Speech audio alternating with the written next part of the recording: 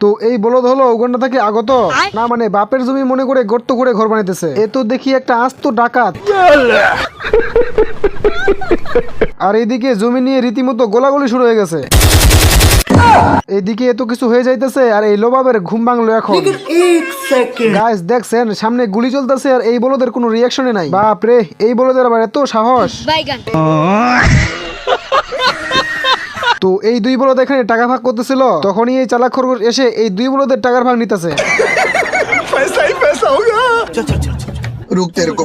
তখনই কালা চশমা পরে একদম পুরো ভাব নিতেছে।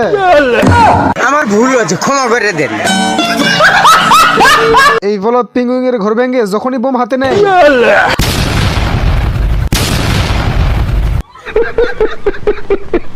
এত কিছু হওয়ার পরও এই বলদের শিক্ষা হয় নাই, এবার নামছে গোলা কামান নিয়ে। তখনই একটা গোলা এসে এই বলদের কামানে আটকে যায়। এই বলদের যখনই খুলতে গেছে, बाहर निकाल, जल्दी बाहर आ। रुक, तेरे को बताते साले को बम से उड़ा दूंगा।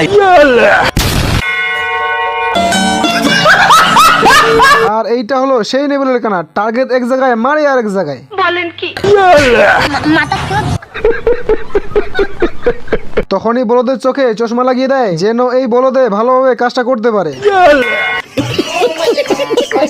এই বলদকে দেখেন শুয়ের ভিতরে সুতা ঢুকিয়ে একেবারে মোয়া খুশি, না মানে এমনি কি বলদ বলি। এখন এই দিকে দেখেন এক বলদে জুতা পরিষ্কার করতেছে, এক বলদে এসে ময়লা করতেছে। এখন ওই বলদকে আসতে দেখে এই বলদে আগে জুতা ময়লা করে দেয় আর এই বলদে সুন্দর মতো গাড়ি গ্যারেজে ঢুকিয়ে দেয়। গাইস আমার জীবনে এরকম গাড়ি জীবনে দেখি নাই, না মানে 14 গোষ্ঠী সবাই সামনে ছিটে বসতে পারবে। না মানে গাইস এই গাড়ির ছিট এতটাই নরম যে আস্ত একটা মানুষকে গিলে ফেলছে। যাই হোক এতক্ষণ পর একটা ভালো গাড়ি দেখতে পাইছি। लेकिन ये साला कर क्या रहा है यहाँ पे? গাইস এইসব দেখা আমার মাথা ঘুরতেছে। না মানে এটাই দেখার বাকি ছিল। দেখছেন গাড়ির পিছনে মাছের লেজ লাগিয়ে দিয়েছে। আপনারাই বলেন গাড়ি পাইলে আর কি লাগে, মানে ব্রেকে পা না লাগতেই। তো এই বলদে অনেকদিন যাবত ক্ষুধার্ত ছিল, এই জন্য কুত্তা চামড়ায় মশলা লাগিয়ে বার্গার বানিয়ে ফেলে। भाई आज ऑमलेट नहीं बनाऊंगा, तेल का ऑमलेट बनाऊंगा।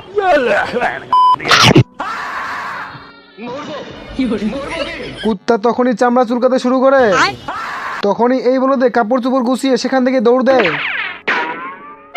উকুন তখনই কুত্তার চামড়া উঠিয়ে ধরে। তখনই কুত্তায় বলে আমার পিছনে চুলকাইতেছে, তুই চুলকাই দে। বাচ্চাটা তখনই পকেট থেকে উকুন মারা পাউডার বের করে এবং কুত্তার জায়গা মতো ঢেলে দেয়। কিন্তু এই সারার উকুন তো স্কেটিং করতেছিল।